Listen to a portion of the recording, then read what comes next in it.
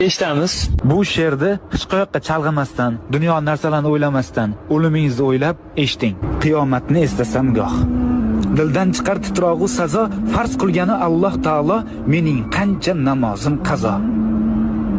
Aqraboyu jigarlarim, u kun menga berolmas yordam, o'z namoyi amal daftarim kim bo'larman, to'g'ri yozmasam.